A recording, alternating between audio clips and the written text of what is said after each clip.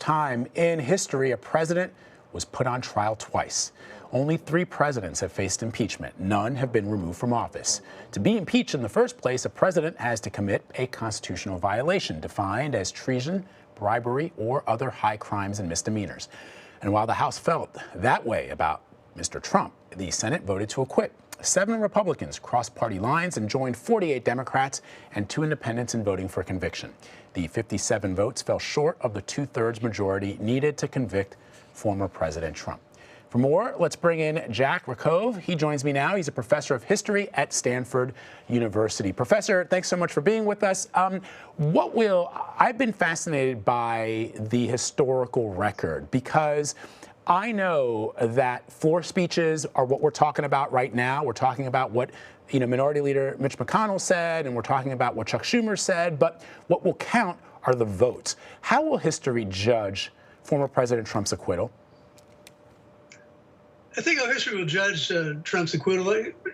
Probably best to answer it in 2 ways. One, there's how we think about the immediate offenses for which he was just impeached and tried. That's to say, the events of January 6th, the prelude that led up to them, the question of whether or not this was an attempt to stage an insurrection, potentially even a coup against the political system and the constitutional order. So that's count number 1. And then, of course, count number 2 is that for which it's impossible to predict anything at the moment, is what's going to happen in the next few years. What will be the impact of these events on the structure of American politics between now and the elections of 2022, the elections of 2024? What impact will this have on the Republican Party? What impact will this have on our politics? So in a sense, there are the immediate events, which I think are fairly easy to judge at the moment, and there are consequences that we still have to discover, and those consequences won't be known for a while. Historians have to take, by definition, we have to take the long view, and we have to wait for additional results to appear and for the meaning to be clear. But the events, the past 3 months or so since the election have been so dramatic, not to say traumatic, that there's nobody my age, and I'm past 70 years old, ever expected to see the peaceful transfer of power in the United States become a controversial issue. That's what we've just gone through, and it's been both a drama and a trauma to our whole body politic. Professor, I spent a lot of my career as a reporter abroad in countries and reporting from countries where that is not always the case, the peaceful transfer of power. And it's something that I used to sort of hang my hat on when describing to people that I would interview or talk to in these other countries about the peaceful transfer of power, about the co-equal branches of government, about the fact that, President Harry Truman could fire an enormously popular American military general and not face blowback and not have that military commander Douglas MacArthur say, what, Mr. President, you're not the popular one here, I am, and here's what I'm going to do. I mean, that was something that I think other Americans, that is something that we always proudly spoke of. It's not clear that we can do that, at least not now, going forward. But let me ask you about the context that the Founding Fathers intended when they created the Articles of Impeachment, because there was some really interesting discussion early on in the impeachment trial. And I thought there was one fascinating quote, because a lot of the question hinged on whether or not a public official, an elected official, could be tried after leaving office. And of course, you heard somebody ask a question, could Hillary Clinton be tried and could she be impeached for actions taken while she was Secretary of State, even though she's long been out of office? But here's a quote for our audience so that they understand the context of my question. Here's what former President John Quincy Adams, while serving as a member of Congress many years later, said about impeachment. Quote, "I hold myself so long as I have the breath of life in my body, amenable to impeachment by this House for everything I did during the time I held public office." What does that say to you, that statement by President Adams?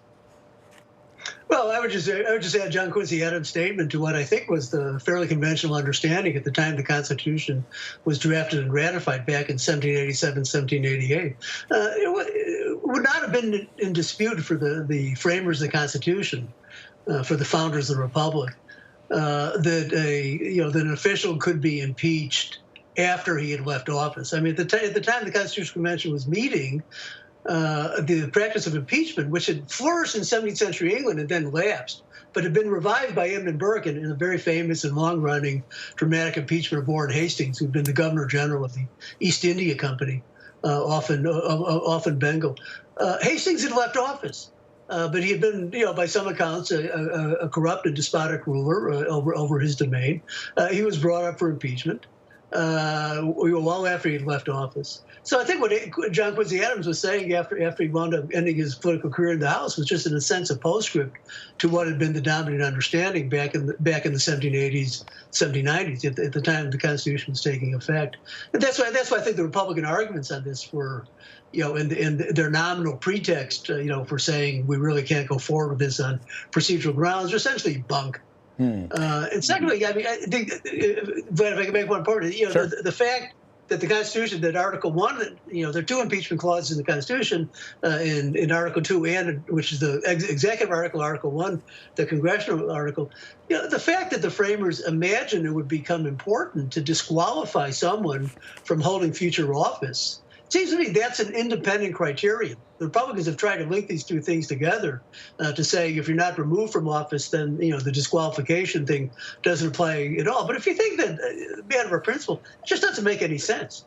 There are lots of reasons why a person who'd been found guilty of engaging in treasonous, traitorous, high crimes and misdemeanors kind of behavior would be disqualified. You could discover information after he or she left office that would provide ample reason to disqualify him from holding any office in the future.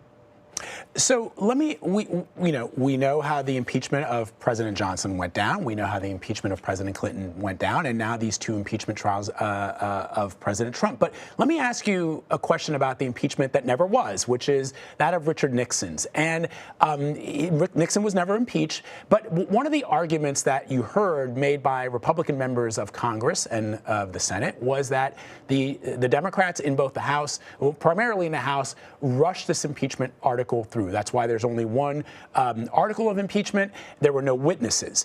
And what you heard was, during the Watergate years, ultimately it was the drip, drip, drip, drip, drip of people who came forward to testify to President Nixon's corruption. That was ultimately what turned the tide for the president's party, the Republican Party, to get, Barry Goldwater to go up to the White House and to say to President Nixon, you know what, we thought we could defend you here, but now we can't. You got to go.